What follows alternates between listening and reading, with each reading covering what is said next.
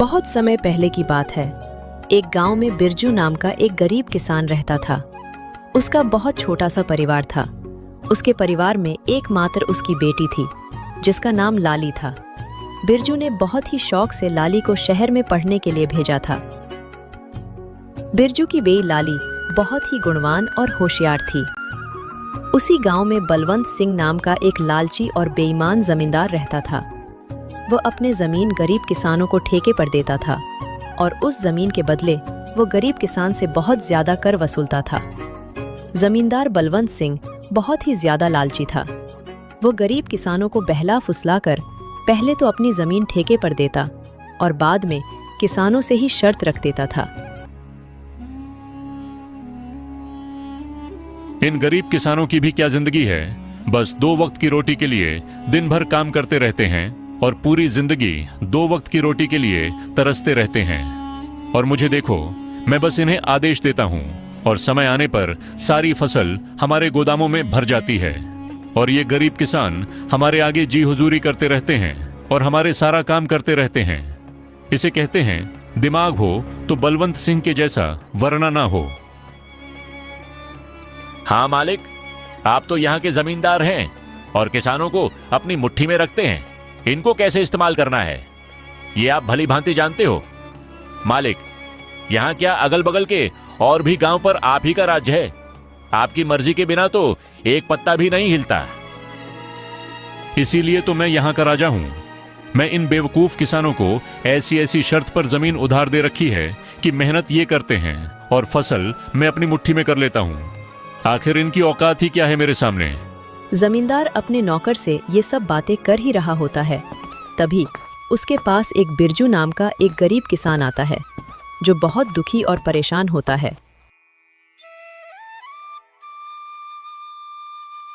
मालिक, मैंने सुना है कि आप किसानों को जमीन ठेके पर देते हो। अरे हाँ भाई, तुमने बिल्कुल ठीक सुना है। मैं अपनी जमीन किसानों को ठेके पर देता हूँ।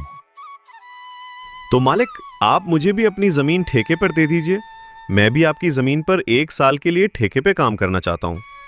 मेरा नाम बिरजू है और मैं पास के ही गांव बसंतपुर में रहता हूँ।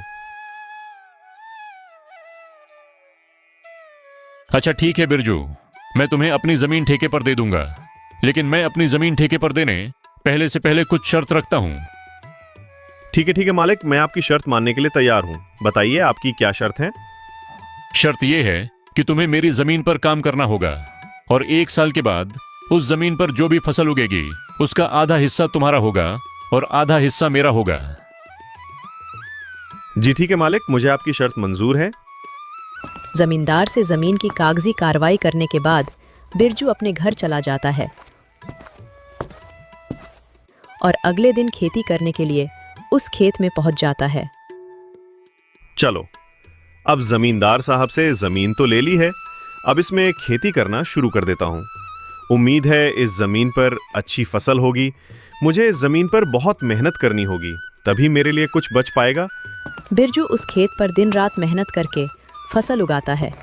कुछ महीनों बाद गेहूं की फसल उगकर तैयार हो जाती है और बिरजू गेहूं की फसल की कटाई शुरू कर देता है।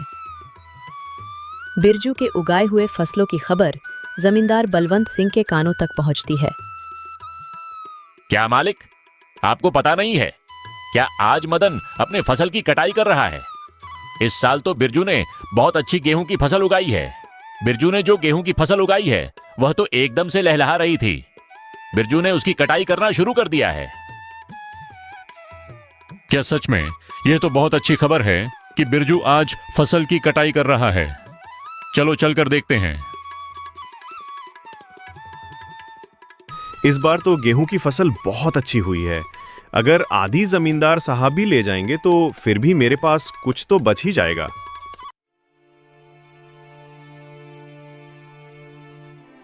अरे बिरजू, तुमने तो फसल तैयार कर दिया और इस बार की फसल तो बहुत अच्छी लग रही है देखने में।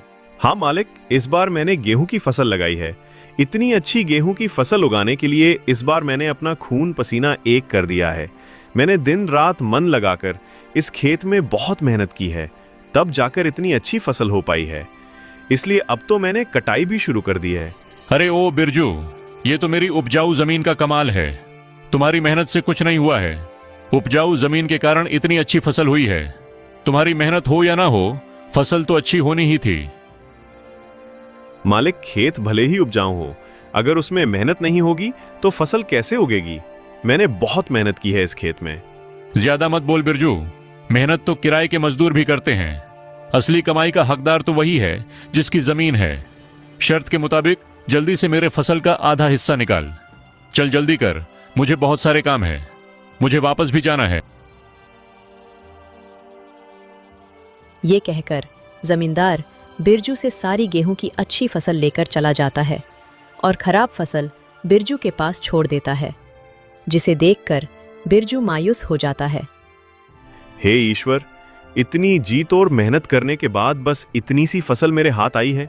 हम गरीबों को लोग ऐसे ही लूटते हैं। इतनी मेहनत करने के बाद भी हमारे हाथ में कुछ नहीं आता है।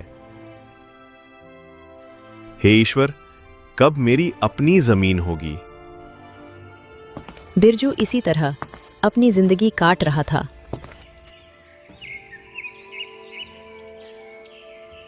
कुछ महीनों बाद बिरजू की बेटी लाली, जो शहर पढ़ने के लिए गई थी, वापस गांव आ जाती है। वापस गांव आने पर जब उसने गांव का नज़ारा देखा तो उसे बहुत दुख हुआ।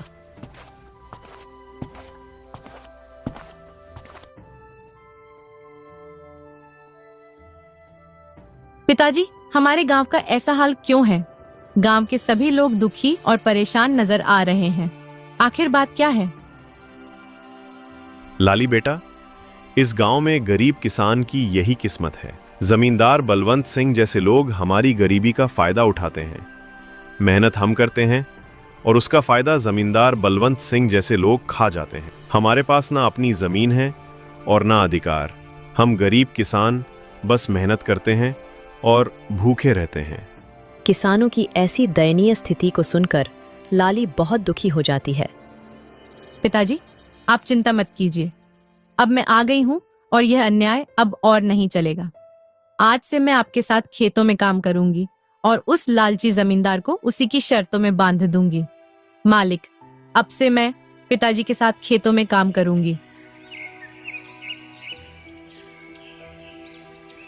अगले ही दिन लाली जमींदार बलवंत सिंह के यहाँ पहुंच जाती है। अरे लाली, तुम यहाँ कहो, क्या बात है? मुझे ठेके पर कुछ जमीन चाहिए। तुम तो एक लड़की हो, अब तुम खेती करोगी? अरे तुम अभी बच्ची हो, तुम्हारे अंदर इतना दम नहीं है। तुम पढ़ी लिखी लड़की हो, खेती नहीं कर पाओगी। नहीं मालिक, ऐसा मत बोलिए। भले ही मैं पढ़ी लिखी हूँ, मगर हूँ तो एक किसान की बेटी ही ना। खेती करना मुझे अच्छी तरह से आता है। अच्छा चलो ठीक है, तुम्हारी बात मैं मान लेता हूँ। वैसे भी काम का क्या रह गया है? पढ़ लिख कर तो सभी ऐसे ही बेरोजगार घूम रहे हैं। आपका बहुत बहुत धन्यवाद मालिक। अरे धन्यवाद बाद में दे देना, पहले मेरे नियम और शर्तें को सुन लो। आपकी क्या शर्त है मालिक, बताइए। जमींदार बलवंत सिंह, ये तो बच्ची है। इस बार कुछ ऐसी शर्त बता देता हूं जिससे इसकी सारी फसल मेरी हो जाएगी। वैसे भी इसके पिता बिरजू हर साल गेहूं ही लगता है, तो ये भी गेहूं ही लगाएगी। अच्छा लाली सुनो, तुम जो भी फसल लगाओगी उसका आधा हिस्सा मैं रखूंगा और आधा हिस्सा तुम रखोगी। लेकिन ऊपर का हिस्सा मैं रखूंगा और नीचे का हिस्सा तुम रखोगी। अगर तुम्हें मेरी यह शर्त मंजूर है तो बोलो। ठीक है मालिक, मुझे आपकी शर्त मंजूर है, ऐसा ही होगा। अगले दिन से लाली अपने पिता के साथ खेतों पर काम करना शुरू कर देती है। लाली ने इस बार धान की बजाय आलू की फसल लगाई और कुछ महीने बाद फसल तैयार हो गई। आलू की फसल इस बार बहुत अच्छी हुई थी। अब लाली और उसके पिता दोनों खेत से आलू की फसल निकालने लग जाते हैं।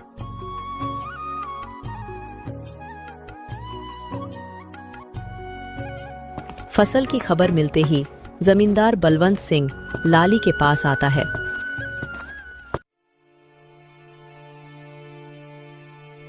अरे लाली, शर्त तो याद है ना तुम्हें? हाँ हाँ मालिक, मुझे सब कुछ याद है। आधा आपका और आधा मेरा। और आपने कहा था कि ऊपर का हिस्सा आपका होगा और नीचे वाला का हिस्सा मेरा होगा। देखिए मालिक, इसने तो चालाकी कर दी। ये धान की फसल नहीं है, ये तो आलू की फसल है। अरे ये क्या लाली, इस बार तुमने आलू लगाया है? ये तो आप ही की शर्त थी मालिक, और आपने ही शर्त बताई थी, और अब आप ही शर्त मानने को तैयार नहीं है। अरे लेकिन मैं इस घास फूस को लेकर क्या करूंगा, जबकि सारे आलू तो तुम ले रही हो। मालिक, मैं कुछ नहीं जानती, आप अपना ऊपर का हिस्सा ले जाइए। इस तरह अपनी चालाकी दिखाते हुए लाली ने बेईमान जमींदार को मुंह तोड़ जवाब दिया और सभी आलू लेकर घर आ गईं और घास फूस जमींदार के हिस्से छोड़ आईं। मालिक, पूरे गांव में आज तक किसी ने भी आपसे चालाकी दिखाने की हिम्मत नहीं की, और ये बिरजू की बेटी लाली इतनी आसानी से आपको बेवकूफ बना गई। अरे ये बिरजू की बेटी मुझे क्या बेवकूफ बनाएगी? आने दो, इसे अगली बार उसे ऐसा सबक सिखाऊंगा कि मुझसे उलझने की कोशिश नहीं करेगी।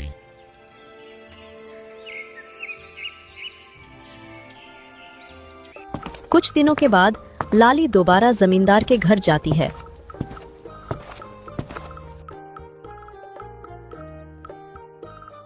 कैसे है मालिक? अरे लाली, फिर से तुम कहो, क्या चाहिए तुम्हें? आपकी जमीन ठेके पर चाहिए थी। ठीक है, मैं तुम्हें अपनी जमीन ठेके पर दे दूंगा, पर मेरी इस बार की शर्त भी कान खोलकर सुन लो लड़की। इस बार तुम्हारी कोई चालाकी नहीं चलेगी लड़की। इस बार नीचे का हिस्सा मैं लूंगा और ऊपर का हिस्सा तुम्हारा होगा। क्या तुम्हें मेरी यह शर्त मंजूर है? मालिक, मुझे आपकी शर्त मंजूर है। मालिक, इस बार फसल के ऊपर का भाग मेरा ही होगा। इस तरह लाली जमींदार से बात करने के बाद घर आ जाती है। इस बार भी लाली दोबारा खेती करने की तैयारी में जुट जाती है। लाली इस बार गेहूं की फसल लगाती है। कुछ दिनों बाद गेहूं की फसल काफी अच्छी उगाती है। अरे वाह, इस बार तो गेहूं की फसल खूब अच्छी दिख रही है।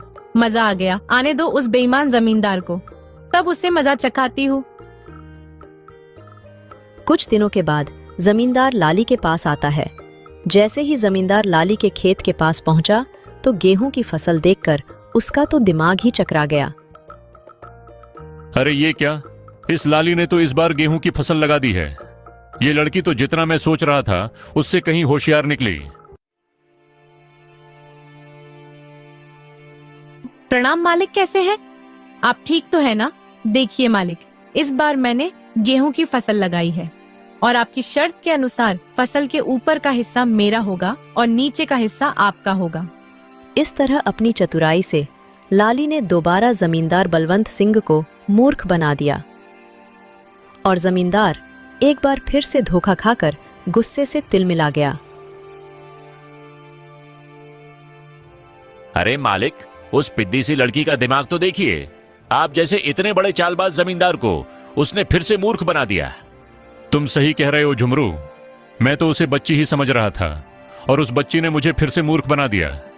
अगली बार उसे आने दो, फिर उसे बताता हूं कि जमींदार बलवंत सिंह क्या चीज है। लाली ने गेहूं की फसल की कटाई की और सारी फसल अपने घर ले आई और उस फसल का कुछ हिस्सा लाली ने गांव के जरूरतमंद लोगों में बांट दिया। लाली और बिरजू दोनों बहुत ही खुश थे। कुछ दिनों बाद फिर से फसल उगाने का समय आ गया। चलो, उस लालची जमींदार से आज फिर से मुलाकात करती हूँ और उससे ठेके पर जमीन लेकर फिर से फसल उगाती हूँ और देखती हूँ कि इस बार वह जमींदार शर्त में अपना में कौन सा खुराफाती दिमाग लगाता है। ये सोचकर लाली ठेके पर जमीन के लिए उस जमींदार के पास फिर से जाती है। अच्छा, तो तुम मुझसे मिलने के लिए फिर से आ गई। देखो लड़की, तुम मुझसे ज्यादा होशियार बनने की कोशिश मत करना। मैं भी जमींदार बलवंत सिंह हूँ। मुझे होशियारी नहीं आती है मालिक। मैं तो एक गरीब किसान की बेटी हूँ। होशियार तो आप लोग हैं जो गांव के गरीब किसानों की मजबूरी का फायदा उठा रहे हैं। अपनी जुबान पर काबू रखो लाली। ये तुम क्या बोले जा रही हो? जिस काम के लिए आई हो वो बात करो। यहाँ ज्यादा ज्ञान बांटने की जरूरत नहीं है। ठीक है मालिक, चलिए काम की बात करते हैं। मुझे इस बार भी आपकी जमीन ठेके पर चाहिए। बताइए मालिक, इस बार आपकी क्या शर्त है? हाँ, शर्त तो है, तू खुद को बड़ा होशियार समझती है ना लड़की। इस बार फसल का ऊपर का और नीचे का हिस्सा मेरा होगा और बीच का हिस्सा तेरा होगा। अब बोल, क्या तुम्हें मेरी ये शर्त मंजूर है? बिल्कुल मंजूर है मालिक, जैसा आप कहें। अच्छा ठीक है मालिक, तो अब मैं चलती हूँ, मुझे फसल उगाने की तैयारी भी करनी है। लालची जमींदार की बात मानकर लाली अपने घर चली जाती है और वो फिर से फसल उगाने की तैयारी में लग जाती है और इस बार वो गन्ने की फसल लगाती है। लाली ब्या, इस बार तुमने खेत में कौन सी फसल लगाई है? पिताजी, इस बार मैंने गन्ने की फसल लगाई है। फसल काफी अच्छी हुई है, इस बार भी आमदनी अच्छी होगी पिताजी। ये तो बहुत अच्छी बात है बेटा, तुम बस ऐसे ही मेहनत करती रहो। कुछ महीनों बाद लालची जमींदार और उसका नौकर दोनों लाली के पास आते हैं। मालिक, इस बार तो लाली का दिमाग ही चकराने वाला है। इस बार तो आपने शर्त ही ऐसी रखी है, ऊपर का हिस्सा आपका और नीचे का भी हिस्सा आपका। तुमने बिल्कुल सही कहा झुमरू। इस बार मैंने अपने दिमाग का 100% उपयोग करके ब्रह्मास्त्र छोड़ा है। मैं भी अब देखता हूं वो किसान की बेटी लाली कैसे बचती है। इस तरह दोनों बातें करते हुए खेत के पास पहुंच जाते हैं और जैसे ही वो खेत के पास पहुंचते हैं तो देखते हैं कि इस बार लाली ने गन्ने की खेती की है। मालिक, ये लाली तो आपकी भी अम्मा निकली। देखिए जरा, इस बार उसने कौन सी फसल लगाई है। अरे ये क्या, इस लाली में तो इस बार गन्ने की फसल लगाई। अब बताओ भला, ऊपर का और नीचे का हिस्सा मेरा होगा और बीच का हिस्सा उसका होगा। मतलब इस बार भी मेरे हिस्से में घास फूसी आनी है। मैं इस बार भी बेवकूफ बन गया, मान गया इस किसान की बेटी के दिमाग को।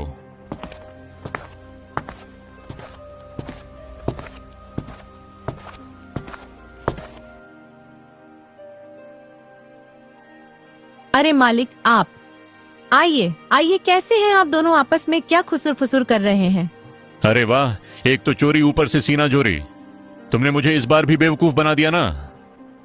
नहीं मालिक, जरा मुझे भी तो बताएं कि मैंने आपको क्या बेवकूफ बनाया है। मालिक, आप तो गांव वालों को बेवकूफ बनाते हो। देखिए मालिक, इस बार मैंने गन्ने की फसल लगाई है और आपकी शर्त के मुताबिक इस फसल का ऊपर का और नीचे का हिस्सा आपका होगा और बीच का हिस्सा मेरा होगा।